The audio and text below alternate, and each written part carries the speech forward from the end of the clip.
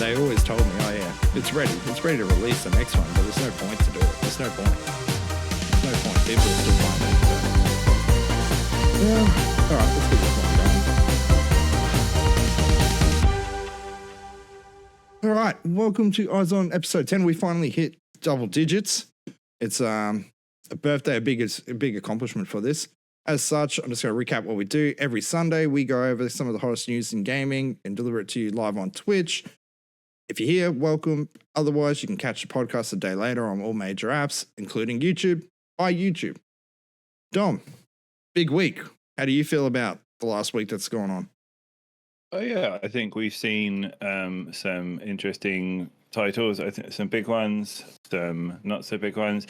It was nice seeing what's come out of the indie scene because they usually set the outline for what's going to be happening over the next year or so. They do.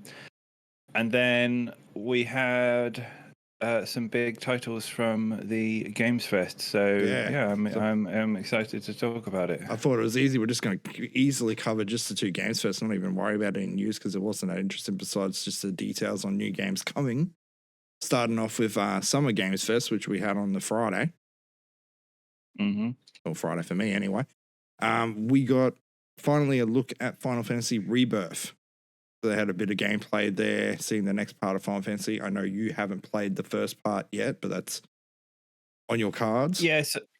Yeah, so I've watched it enough. This is the thing, I haven't played it because I've watched it so many times through now. Yeah. I'm excited to see what they do. It's showcasing the direction they want to go with their new engine. 2 discs. 2 discs. I think the 2 disc element, right, is certainly a nostalgia for gamers of my age, right? Yes. Because one of the reasons I got so excited about Final Fantasy VII, and I can remember to this day, right? I got a PlayStation. My dad said I can go buy any game that I want. And I went to WH Smith. And I was there, and I had a choice. And there was Resident Evil, and there was this big white case with this green comic on it, and I was just like, and I looked at it and I was like, wow, look at this fucking how much game is in there. Yeah, I was like, wow, this looks so cool. And I looked at the back and it was just like, looked really good. And I took it back and I played it and I absolutely loved it. I thought it was a phenomenal game. And it's like a PlayStation game on 2 discs. That's a lot of gameplay. That is a big ass game. They're not. It's not a 40 gig deep Blu-ray anymore. They're 150 gig on a Blu-ray these days. So they're a new level of Blu-ray. That's a 300 gig game essentially. I mean, really, it's probably the same game. The original was actually had the whole game on each disc. It was just cutscenes that changed. Probably the same this time. Yeah, so I think this is PS5 exclusive as well, from my understanding. Yeah, it will be delayed PC eventually. But a big title and a lot to do in it, and all your fan favorites. But there's you could do a whole podcast into it. It's like, but the story elements, what's going on there, what they're changing. I've had so many theories. I had, and especially with the ending of it, if you've not watched the trailer, I recommend it. But him going, Sephiroth going, I killed her. I did. Like, so who is she? It's now like, what's going on here? Yeah. And it's, I like, it's interesting because if you've played the first game, you'll know like why this is so significant, and it almost feels like this is Final Fantasy VII 2 now versus Final Fantasy, just a remake of the original game. Well, I guess and they had deaths in the first one. I'm not going to break into the spoilers there, but there was death in the first one, and that kind of gave you the sense of what they were doing with the game, how they handled the death, and then rechanging things. This one kind of plays into the rumor, and I don't know if you heard the rumor. Every gamer probably heard the rumor that if you got the Japanese copy of Final Fantasy VII, you'd be able to save her if it just wasn't in the English version. And there were so many different ways that you could save her originally. And it is a spoiler, but come on, the game's old enough now. You probably heard that she died.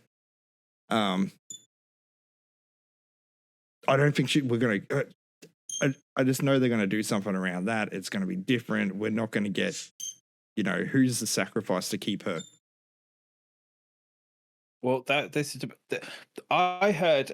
So my friend is a big plays a lot of Kingdom Hearts and so on. He's got quite an interesting theory that they're going to go down the same sort of changing like reality kind of storyline, because every he basically, I should get him on the show actually, but basically every time that something they change something in the original, the Shadow People turned up.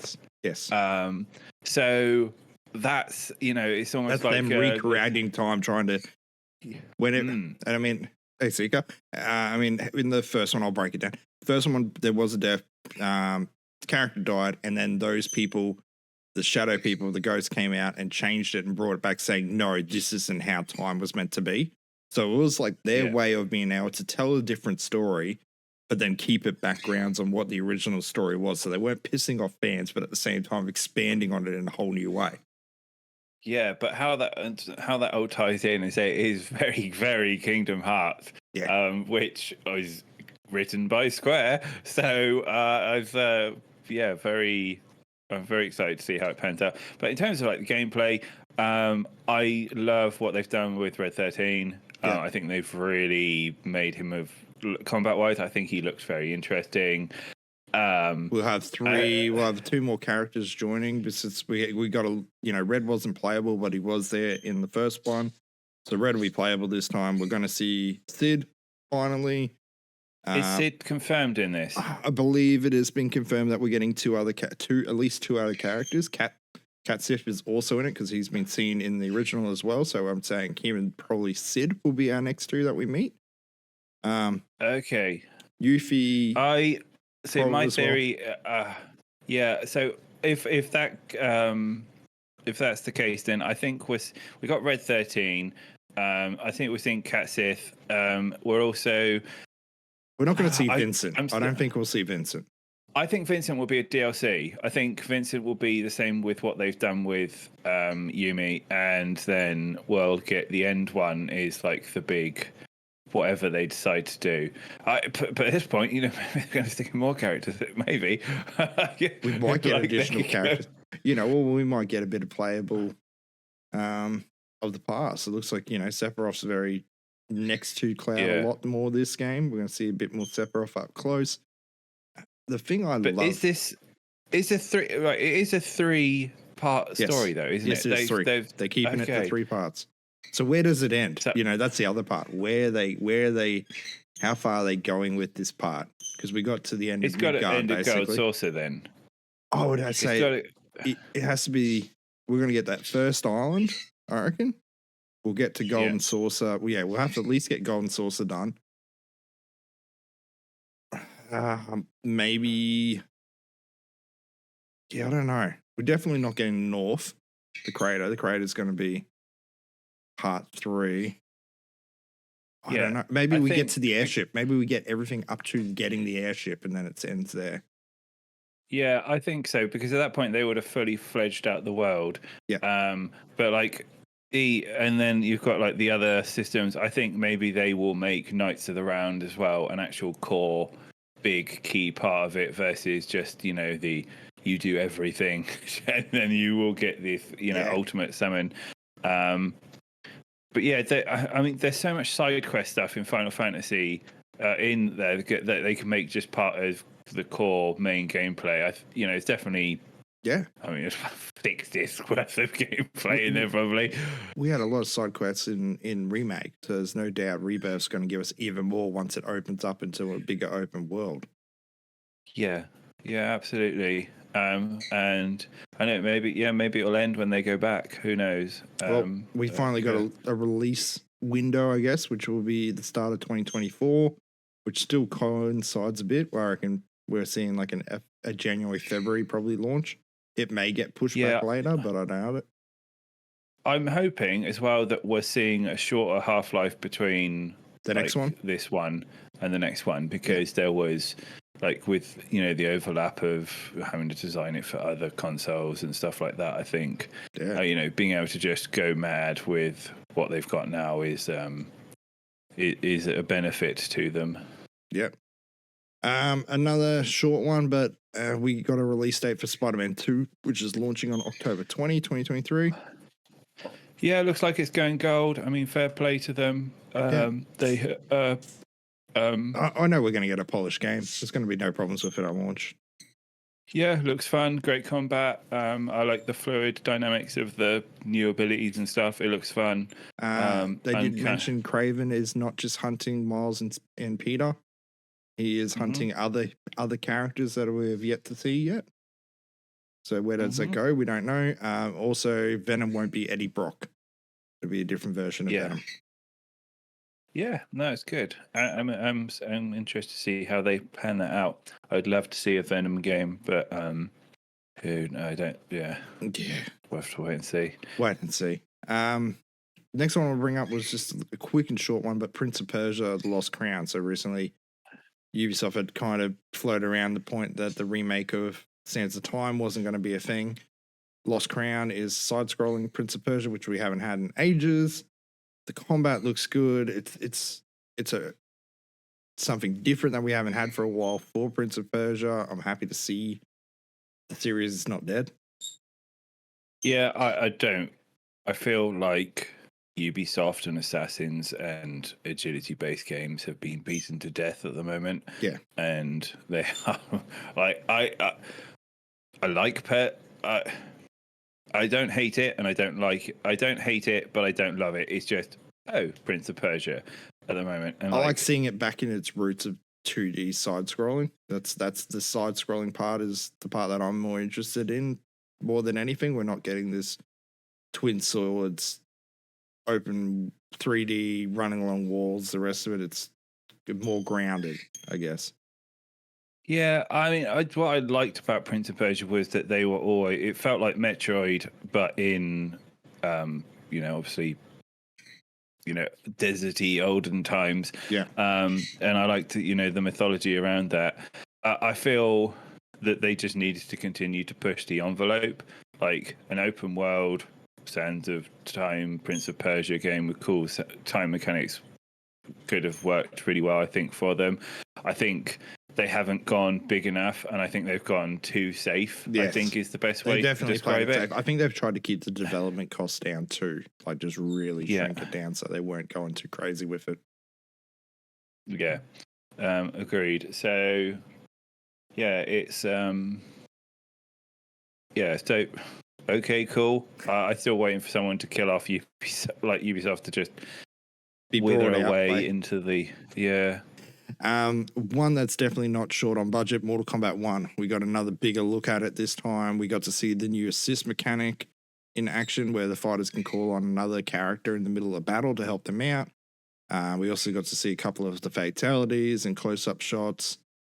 That's looking cool. Jean-Claude Van Damme is voicing Johnny Cage. He's also a skin, finally.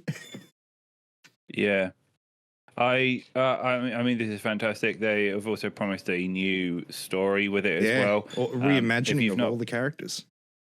Yeah, they are phenomenal as well. I have watched a whole YouTube series of just these cinematics and watched it as a movie because it's that good. Yeah. And I've done it for all their other beat-em-up titles. So, which is really good because I think as someone who doesn't have the time to sit and get really good at beat 'em ups. Yep. There's a really enjoyable story to be, play through and be part of this. That's what I like about Mortal Kombat. The story itself. It's the only fighting game I know that has a rich story, especially the modern ones, where you can actually just play a campaign, get through the story, and then feel like you got your money's worth out of it without having to go down, learn the framing and the key by key moments of how to do the best combos to actually be competitive in a fighting game. You don't need it. Yeah, no, agreed. I'm looking forward to it. Whether I pick it up or not, I'm still not sure, but it's got an absolutely huge fan base. People love Mortal Kombat, and they're building on it, and they're giving more, richer features. Assists have been a big part of the fighting game scene. Yeah. You look at Dragon Ball Z, that's got quite a rich, especially system for it. Fighters when they did that. Yeah. So yeah, cool. No, it's good stuff, and it's it's a good time to be playing fighting games at the moment. You've got the Street Fighter 6 as well. Yeah, you've got the new Tekken around the corner. Yeah, it's a year of fighting games. Definitely a big year of fighting games. Yeah, it's certainly interesting. Another bit of an old coming to a classic in our area is Sonic Superstars. So a new 2D Sonic game coming this year. Something I didn't see coming. I didn't expect that. Yeah, Sega just keep pumping them on out, and I mean, off the back of the success of their films, I mean, Sonic has a die-hard community anyway. I There's haven't a man had sitting here in a Sonic hoodie. Yeah, I feel like it's like one of those cultural games. It's like Mario. Like I haven't played a Mario game in like a long time, but I know what it is. It's ingrained into you say, oh, name me a video game character, like Sonic, Mario. Yeah. It's like part of that. But I don't buy the games. The open world game I wanted to get, but it Frontier, kind of felt like it just the only one I haven't played. Yeah, it didn't really. I didn't really hear much about a release, and it kind of just faded away into the ether. Some people said it was really good. Some people said it was average. Yeah. But yeah, another 2D game. I mean, that's fantastic. I guess that's going on the Switch. It's 4-player co-op as well. Okay, well there you go. So you'll be able to play Sonic, Tails, Knuckles, and Amy. I think is the 4 playable characters. Okay, that's pretty cool. So when I played on the Game Gear, I always wanted to be able to play one player as Tails, the other plays as Sonic, and play with your mates or whatever. But that's cool. Great to see the continuation of the series. Again, I'm indifferent. I'm not super excited, but I don't hate the idea. Okay. We talked about a little bit of this during Future Games, but John Carpenter's Toxic Commando, the reveal for that. Oh god, that is fucking amazing! Like, of all the curveballs of I didn't see coming.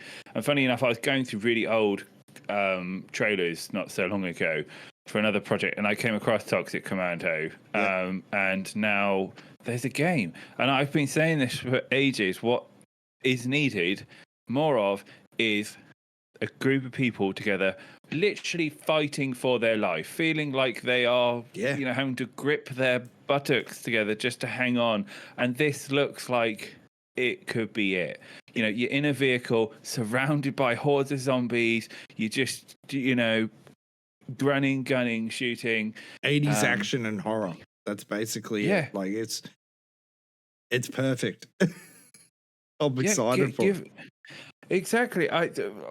This is why Diablo kind of upset me a bit, because put more emphasis on the co-op. Let me do things with my friends and stuff. I don't want to be in this big rich universe and feel like I'm lonely in it. That's not why I play games. But yeah, this looks really cool. I know for a fact this will be a great laugh for a couple of days, with your friends, gunning down zombies. And there, it's nice to see there's also the new Starship Troopers, which has the same sort of feel to it. I really hope this two games that are performing the action horror better than Redfall. Yeah, just put it there. Yeah. Both of this is probably what Redfall is wanting to gain, and there's 2 games coming out that have done it better. Yeah, and it's a shame because I feel they really, they missed the mark on this. They could have had something so much greater, but alas. But anyway, looking forward to it. Hopefully it's good and not too early access. That's the only concern, really. Yes. Yeah. A game that we got to see an extended look on was Palm World. It was Pokemon, but with guns. So they were collecting monsters and equipping them with guns. It's early access in January. Hang on. I got it. Even threw balls. They were throwing balls. It looked cool. So Power World's made by Pocket Pair, right? Yes. And I've been covering this for a while now when it first came out. it looks like, because it's so ridiculous and really doesn't take itself too seriously. Like, it's Pokemon with guns, and you can put them in like sweatshops and use them. You can use and abuse them. You can hunt. You can illegally hunt them and sell them, and all sorts of like it's like what Pokemon would be in today's society. My only concern with this is it is made by Pocket Pal, and they are known for developing and then dumping titles and then moving away and not doing anything further with them. I don't know a single game they have that has gone full market release. So that concerns me. Yeah. Okay. But on paper, it looks silly fun. It could be interesting. It's got co-op to it as well. It does. So have to wait and see. And they've got a really interesting kind of like breeding system where you can like fuse Pokemon together or pals and make more of them. So I think it could be fun if they finish it off and it gets proper treatment that it needs. It could be fun. It could be that void of Pokemon's had this market of pocket monsters for ages. People have tried it and not succeeded anywhere in coming against it. So there's a chance for it. Yeah, no, absolutely. Lord of the Rings is getting another game. Return to Moria is coming out this fall. Described as a survival crafting adventure set in Middle Earth. Very much looks like Deep Rock Galactic. I feel that we need to stop beating the Lord of the Rings donkey now. Can milk those udders. I feel that it is a beloved series. Like, let it sleep. Like, it's okay. Actually, I got better. It is turning into Warhammer, right? In terms of like, I feel like the IP is being given away too freely at the moment. I want to do it out with shit games, and then it will no longer be, oh wow, Lord of the Rings. It's going, oh no, another Lord of the Rings game, another shit game. Like Warhammer is every other month. Games, it's like, oh, yet another Warhammer game. Games Workshop has given away the license again, and it's like there are just sprinkling of good games for it. And I feel like this is happening with Lord of the Rings, and like with Gollum being so shit as it was. I'm really like, I would, as a developer, as a studio, as a product lead, I would be going, is this the best time to be really talking about a new Lord of the Rings game? And I get like this is like indie stuff and like, just passion projects to a certain degree, but it really isn't a great time. No. And they're like, no one has really made any games like Deep Rock Galactic so far, because I don't think anyone can really challenge Deep Rock Galactic. Deep Rock was so fun. It still is. I mean, it's a phenomenal game. They continually update it. They've got an ARPG coming out soon. Yeah, which looks quite good fun. They're killing it. Really, really good. That is if you're looking for a kart game that's constantly updated and lots of stuff to do, that is one to play. Yeah. Skipping a bit of the Call of Duty news because it's just got a new season, new map, and it's Call of Duty. One of the other big ones coming out of the Summer Games Fest was Path of Exile 2 gameplay trailer dropped. We talked a little bit pre-stream about this. Yeah, so I'm really excited for Path of Exile 2. Path of Exile 2 is the best live service ARPG to date. Yes.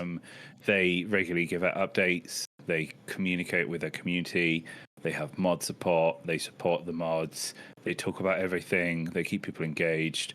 And they take risks. And sometimes they don't work out, and sometimes they do. They nail the season so well. That's something Diablo 3 wasn't able to do, was seasons really well compared to Path of Exile. And I feel that's where Path of Exile took that crown away from Diablo and took its player base and has managed to be a free-to-play game for so long because they managed to handle seasons so damn well.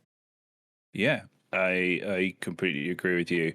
And I feel that at the moment, and it's probably pissed off a lot of people, they still will own that They are very, very good at it. Yep. And because they're so in touch with what their community wants, and they don't feel like, because I think they're owned by Tencent. I think they've got Tencent owns part of everything, really. Yeah.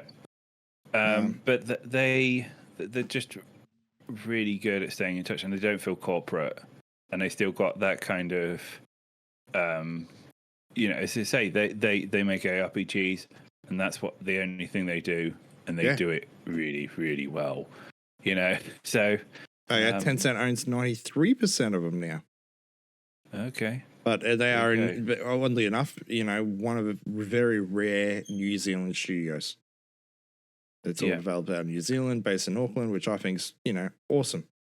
I like that. And do you know, one of the things I really like about the fact that they are in New Zealand is all the voice acting is people from New Zealand. Yeah. I don't hear the same voice acting team that I hear in 90% of Netflix and video games, which is, not to say they're not good, but it's just different, and I need that, and it's good. But in terms of the engine, that upgrade looks phenomenal. The effects look. It does. Great. That boss bursting through that door at the end, the bigger boss. That cool. Big glowy, orby, gooey things that explode with more goo and more. Yeah.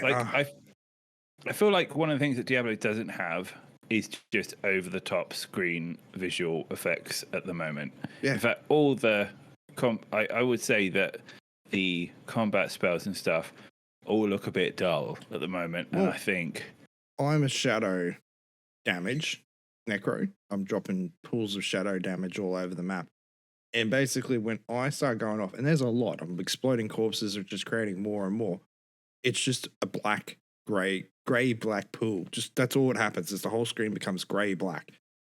If they had just put some color into those shadow things, like maybe a dash of purple in there or something, I would visually feel more happier doing it. I'd be like, oh yeah, here we go. Now I'm looking like I'm lighting up this place. Yeah. No, I agree. I think Diablo have a lot to learn. I think they will adapt, but Path of Exile are like, and I fucking knew I should have done a bingo card. I really wish next time this when the time comes out for a bingo card, I could have called the Path of Exile as soon as this dropped. They were going to pull out game footage. They have been they did the same fucking thing with Diablo 3. They dropped it straight after, and they were like, they basically said, the ARPG that you want. They were like, we are the Diablo 2 you wanted. Yeah. So I mean, fair play to them, and I think they're going to knock it out the park. I think we're going to do really, really well off it. We will see more on July 28th, which I believe is ExileCon. So look forward to seeing it. One of the games that got me really excited though, and I'm planning to play the demo of it this week, is Lies of P. There was a Souls-like game. It's a dark version of Pinocchio. So you're hunting. The end game is to get Geppetto and finally become human. But the idea of it is the more you lie, the more you become human. And the lies that you tell and come up with in the game also affect the storyline. Very procedurally generated quests. Looks stunning. It's Souls-like. I think it might be something that would play well. So this is really funny, right? Okay, so I started YouTube. I cover really early access games, and I'm just restarting it again soon. Yep. All these games that are coming out now, I caught wind of about maybe 2.5 years ago and covered them all. And Lies of P was one of them. And there was this I can't remember that for a while now. There were a whole range of companies that were just doing clockwork steampunk style Dark Souls games, right? And now, off the back of it, I feel like Lies of P have done the right thing. They have waited and waited, given no content. They've waited for what's it called? The new Dark Souls open world game. Elden Ring. Elden Ring to quieten down. Yeah. And we haven't really got at the moment any we don't have any Souls. No, there's another one. I think Eden was the other one. There's two of them. Yeah. but now they've got the perfect window because there's no competition. There's nothing thematically. We're not going to see anything from FromSoft anytime soon. Like they've got a window to get players. So people are hungry for it, and it's looked stylistically. It looks quite unique. It's a new play. So it's got a new, very good. It's got very unique. You craft your own weapons. You're combining weapons together to create new ones. You're ripping out parts because you are a puppet. You're replacing parts of your puppet body onto other parts to give you more skills and abilities. It's fantastic. Idea. Yeah, on paper, I think it would just come down to performance, and then just like gameplay. Well, I think they did it smart. Here you go. This is the game. This is what we're doing. The demo's out now. You got the first 2 chapters. You can fight 3 bosses, multiple areas. Go for it. A lot of games. These 2 showcases came out, pumping out the new details, and go. Guess what? There's a demo on Steam. Go get it. Yeah, and I mean these guys have got a good history. I mean they did. So they did Skull. Did you do Skull the Hero Slayer? Have you played that? No, I didn't play it. Okay, so that was another one that NeoWiz published, and that was really good. So they've got a good catalogue behind them. And I believe Lies of P is also included on the Game Pass, from what I saw. Okay. I swear I had a look at that as preload now. Yeah. Was one of the... Let's double check. I'm loading up Game Pass now just so I can make sure I got this correct. I mean, these guys know... Yeah, coming to Game Pass, Lies of P, September this year. Yeah, and I mean, these guys have got a good head on combat mechanics because these also did Blessed Unleash, if you ever played that. Yes, I have played that one. So, but I really like the forward of that one. I think that's going to be great. Talking about Warhammer, though. Warhammer 40k Space Marine 2. Okay, I have things to say on this. It did look cool. On paper, it looked phenomenal. It looked like a Gears game that I want. Yeah, like, you're with 3-player co-op or whatever, you're with your mates, again, co-op game, just hanging on for survival against the odds. You feel like a badass walking away from it. Heaps of enemy on screen. And then someone mentioned that it didn't look like it was performing particularly well, and I went back and have a look, and it doesn't look like at the moment the game is performing well in terms of optimization FPS. I'm hoping this is just a recording thing. But if not, it will literally, it will take this beautiful game that we've been wanting for years and kind of put a giant spear through it. But they've been working on this for ages. The grandiose scale of it, they've been really pushing that this is just like you want a world that is collapsing all around you, and my God, does it look like that. So I'm hoping it does really well, and then we get more games like this. Build your engine, spend all of your time, now pump out these games. We want more of them. Yes. More of these beautiful moments. So, yeah, very, very excited for that. I think it's going to do well either way. So, yeah, the one last one I want to bring up out of summer games first before moving over to future games, though, was Party Animals. Has finally got a release date of September 20. This game just went bonkers 3 years ago to the point that their servers couldn't keep up. Yeah. I'm happy this game is actually getting it. Hopefully, they're saying they're going to deliver on everything to make sure that it doesn't have a repeat of what was 3 years ago. But yeah, unfortunately, I think this is a nice idea, but I think the days where there was the other game on Steam. Guys.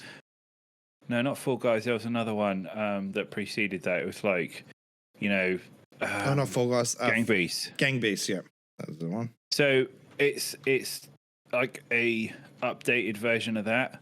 I think there was a lot of social media hype around this. Yeah. That brought it up. I think on release we are going to see it kind of crash.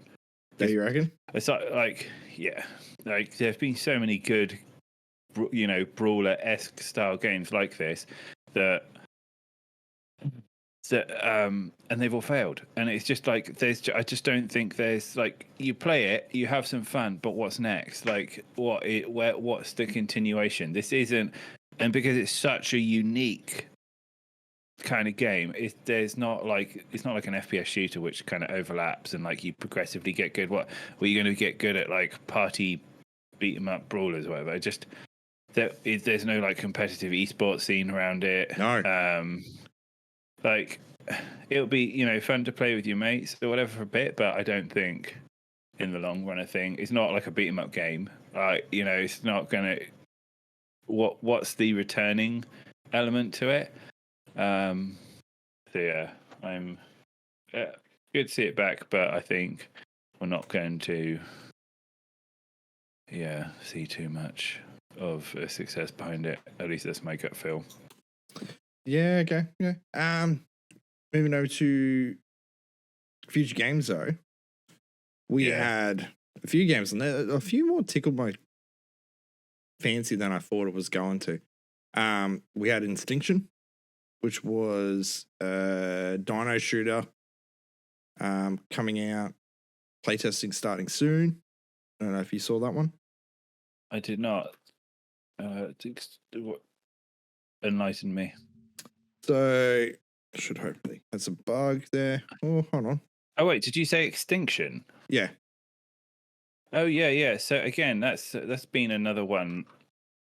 A really great concept. You're on an island. I played the beta of it. Like, you're with your friends shooting loads of dinos and stuff, and it's cool.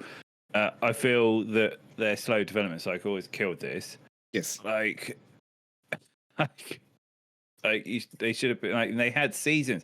They weren't just like they started pumping in seasons and other bits and pieces in it way too early, and now it's just like people played it, done it. It's just like, okay, you fixed the bugs, but like, is that enough for people to come back? What else? Like, they're gonna have to need some sort of mega springboard launch with cool features to really, bring this into the bring this back into success. I know they're putting it on Game Pass, which will probably help, but.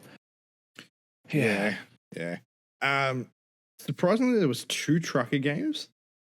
So the first one was Star Tracker, which I didn't see coming. It's piloting big rigs in space. Basically, it's a space trucking simulator. RPG story, dynamic storytelling. Coming out next year. That kind of looked cool and relaxing. But the one that really got me was Alaskan Road Truckers. Yeah. And I've never been a fan of trucking games, but like I saw that gameplay and I'm like, I think I'd like to play that because you got to hop out, you got to put fuel in your truck, you've got to buy food, you got to buy snacks. Like, it's more than just driving a truck from A to B. You actually have that real world aspect of it. For some reason, I'm keen on it. Yeah, I mean, the sim games do remarkably well, and I mean, I guess all games at some level are a second job, but some of them take it to a whole new heights and literally are second jobs. And like, yes, I'm not surprised that an even more detailed, engrossed tracking game is going to be is on the cards. I've played so many of them. Yeah, I think people are going to love this. I've played all of them. I've done Food Truck Simulator. I've done Gas Station Simulator. I've done Thief Simulator in VR, and I've done a lot of them. Some reason I can't stop playing them. Every time I see the opportunity to get a key for one, I'm like, yes, I'll play that. Yeah, the escapism that it adds. We were talking about there was 2 Souls-like games. The second one was Lords of the Fallen. This is from Hexworks. It's a very dark fantasy, demon gods. I haven't followed Lords of the Fallen. I'm sure feels like this is the second release of this, and I'm pretty. If I remember correctly, the first one flopped fucking majorly hard. So, is this a remake of Lords of the Fallen, or is this the original Lords of the Fallen? This is original. Am I thinking? Fallen. Yeah, Lord of the Fallen was in 2014, so it's got to be a remake. It's by the same company, Hexworks? Lord of the Fallen, let's have a look. Initial release date was in 2004. Or it's just the same one. CI Games and Deck 13 were the original developers for this. Let's have a look. Maybe. What was the full 2014 game? It actually developed by Deck 13 and it was released into a PlayStation 4, Xbox, and Windows. A mobile version of the game. Yeah, so this is not the original one was by Deck 13. So is this a different Lords of the Fallen? I think this is. I think it's just a game with the same title but different name. Yeah. Okay. Same name, different, just a different game. But yeah, it looks very. I haven't seen this one. Okay, now it's piqued my interest. This looked actually quite cool. It looks very Dark Soulsy. I'm gonna see if I can. Yeah, should be able to. I mean, giant monsters and big swords. You've got me hooked all day long. I mean, I love my Monster Hunter games. I really do. A second. Bring that to there. I'm gonna drop. Look at this. I can see it right there.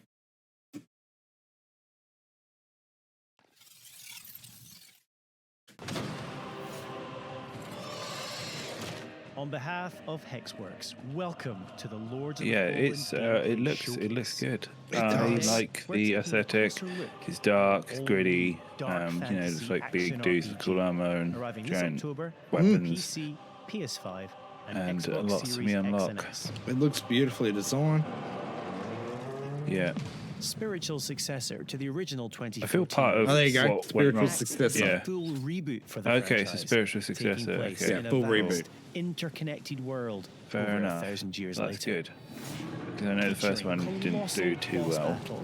Fast, challenging combat, and 2014. deep, immersive storytelling. Yeah, it looks great. Players So will I'm journey really across I'm loving two all these new, parallel like the realms new. in this expansive RPG I thought experience. Colin McRae on the world PlayStation of the looked living- hyper realistic, right? And now I look at them now and I'm just like, oh my, it's like cinematic. Oh yeah. It's like a movie. Yeah. It's just bonkers. And I'm loving it. Yeah. No, I So look forward to it. One of the games though that you liked was The Last Faith. It was a mix between Metroidvania, I believe, and Souls-like. so hang on, let's have a look. I can't See. remember now last. I'll get the trailer up on that one too. Let's have a look at the last fee. A new dawn is at hand. The secret has been snatched in the hands of the sordid. It's a pixelated But one 2D. rises above all. Oh yeah, that's the one with the like claymation. That did look cool. No, I this is not the didn't thought that- claymation one. This is a pixelated one. This is a pixelated one. I mean, I do like a good retro scroller. This looks pretty cool. But there's also that claymation one which looked really good. Oh yeah, we'll All get to about that. we will get to that one. That one's towards the bottom Yeah. of the list. I actually look forward to that one. But It reminds me of Strider. it does. Like a lot of that original, pixely-esque Well, intended stylism. The Last Faith is coming out in October this year.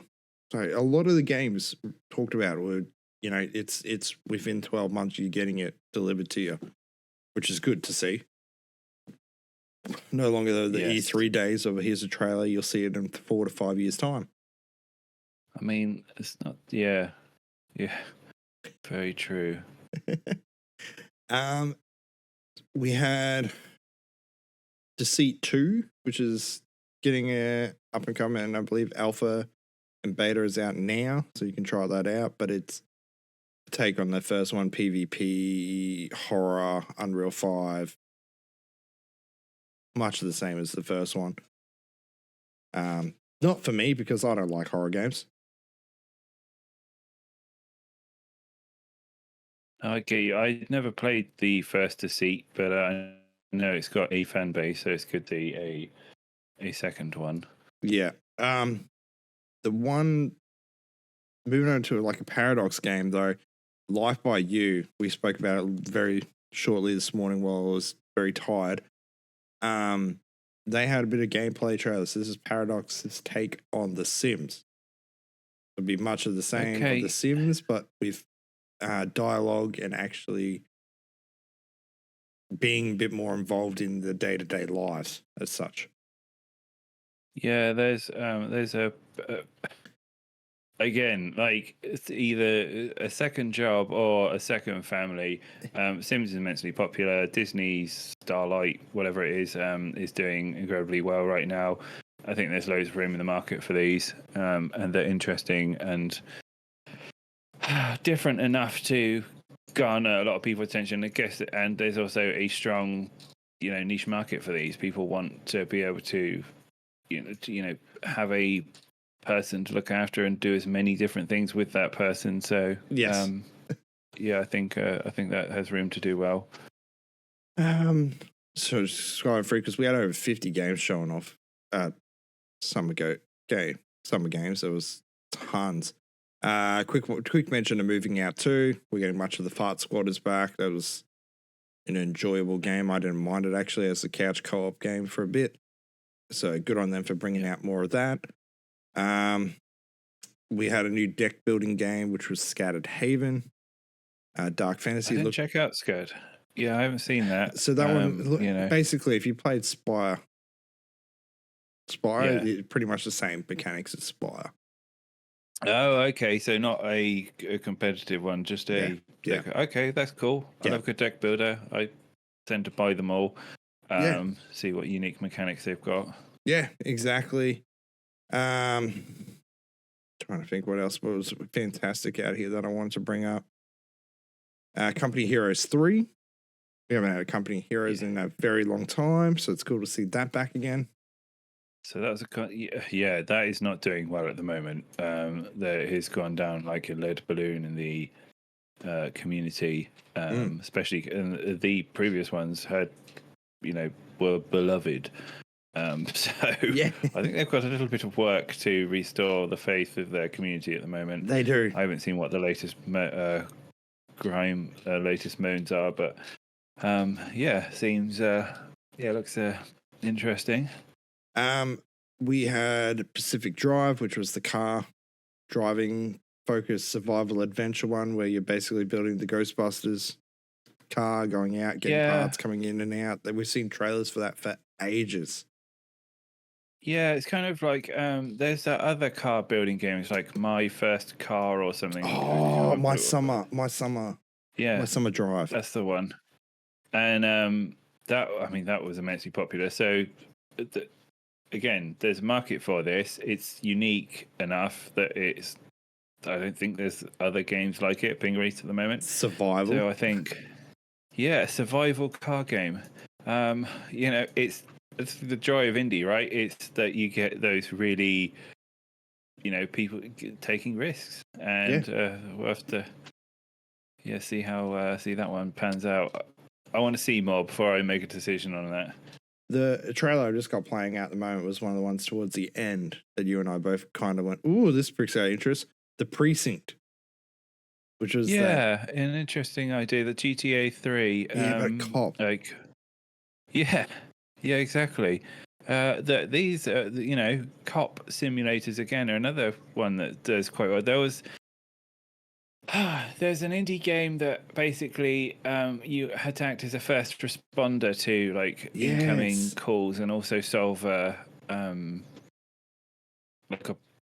this mystery of I think with your detective, and I can't remember what it was called, but it was more you had to make decisions versus actually be there and getting shootouts and stuff. But this looks cool. This looks cool. The engine looks great. I don't know. It's refreshing.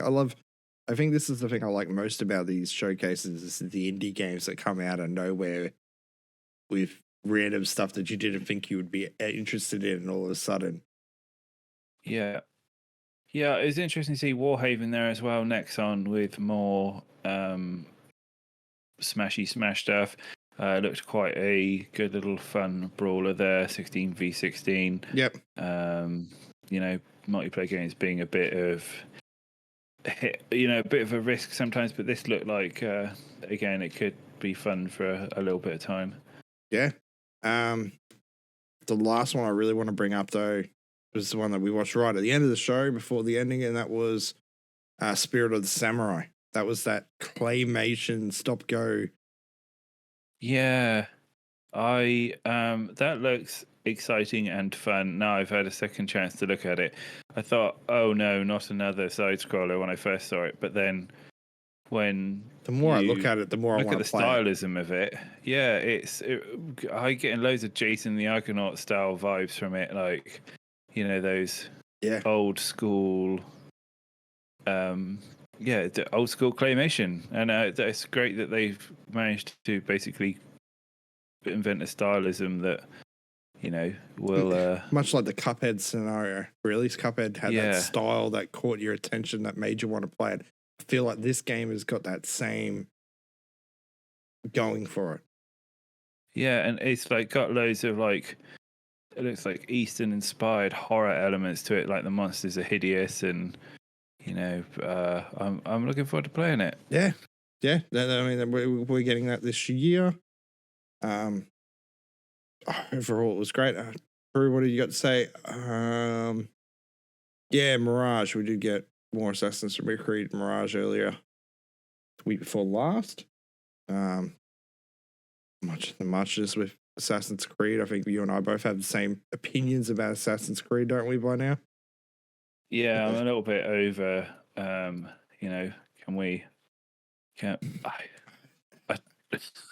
Like enough. I've got an idea for Assassin's Creed. What if Ubisoft tried Yeah. Tenchu? Okay. But you can put that in as that's a Japanese era of Assassin's Creed, but it still refreshes it up more in a way than it's a little bit. Yeah. It's still similar, but a little bit enough different to kind of push it to make it feel like something else. Yeah, I mean, I feel like there's so much open world stuff now, like, and it's always the same. Like the thing the thing with it is like it's always the swan dive into the random item of leaves or whatever, and then the whole you're swaying and pushing through a crowd and merging in and stuff. And I get maybe it's just not my bag anymore. I enjoyed Black Flag, I really did, and that had like with the ocean and bits and pieces. That was my last favorite Assassin's Creed. Yeah, and after that, they haven't really introduced, like, they haven't built further on that anymore to really kind of draw me back into it. The one after Black Flag, that was, Ezio was a fantastic run. The one after Black Flag, that was the one with that was the French one where you could play 4 different assassins at once, wasn't it? The real buggy mess with skeletons and eyes popping out of your flag. That's the one. That one. And then we moved to Britain with the duo, the 2 assassins in one game. That again, a buggy mess. And then we went to the open world sagas, which and you had Origins, and I feel that I feel the problem is like. Oh, I don't know what the problem is. I just feel like it's just the same over and over and over again, Syndicate, and I just want, And there was, I mean, they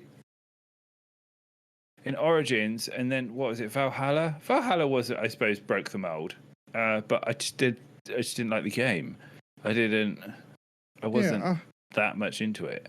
I think where Assassin's Creed dropped it all was the story. That was the thing that I had with those first 3, was a gripping story that moved it through, keeping with her character, trying it in between. And then when you started getting to Black Flag and on, the story wasn't really there anymore. That interconnected story and hero outside that you followed through from game to game. And I think that's what their downside was. Losing Desmond, basically. Yeah. Yeah. I believe we are less than, we're 5 hours out from Xbox, so I'd like to wrap it up with trying to figure out what your expectations are for Xbox. I have no expectations. I want to go in with a positive mindset. We're going to see more Starfield. Separate show. And Yeah. we're going to see the zombie survival game, and I hope that's really exciting. And then we'll see a load of indie titles that they're releasing on Xbox Game Pass. Yeah. Maybe a Forza game. Maybe something to do in Fable. the sporting world. And everything else will be a surprise. I think the biggest thing Xbox shouldn't have to do is they don't want to be showing off any trailers that PlayStation has or anything else over the last few days. What they want to be coming in is strong with some first-party games, exclusives, ones that are coming out soon and ones a little bit long-term. Give us a bit of a mixture of both. If they can mainly hit us out of the ballpark with exclusives, then they've got something there. If they don't have something that explodes our mind, then I don't know what the fuck they're going to be doing. I don't think. Oh, they've set themselves a pretty low bar, so they can only go up from here. I feel, but PlayStation have already. They to get over their own bar is not that much of a step, but to compete against what everyone else has put out so far, there's some big battles to come, and maybe they won't. Maybe they will just whet our appetites, and later on down the line, when things are quieter, they'll talk about what they're releasing. I think so. They could. Maybe we wait and see. I guess we're going over just that wait and next see. week. Watch this space. I honestly don't know what their game plan is. They are full of lots of smart, intelligent people, so they've obviously thought about this. So yeah, we'll have to wait and see. We've got a few four more shows this week. So next week, yeah, Yo Nug will be coming on because he's pretty keen on the Xbox One and that. So I guess we'll do a bit more of a comparison of Xbox v Sony next week, comparing their two shows. The rest of the shows, unless something big comes out in the others, which I don't expect, they're mainly all indie games and the accessibility show, which is the first. Good on them for getting an accessibility show. I think that's great. But we'll pack down next week the differences between Xbox and Sony and see who took summer. Yeah, definitely. Cool. Excellent. So, thank you for coming on again, man. Do appreciate it. All right, my pleasure. We'll catch you all soon. Yeah, catch you soon, man. Bye. I'm busting for a piss, so I will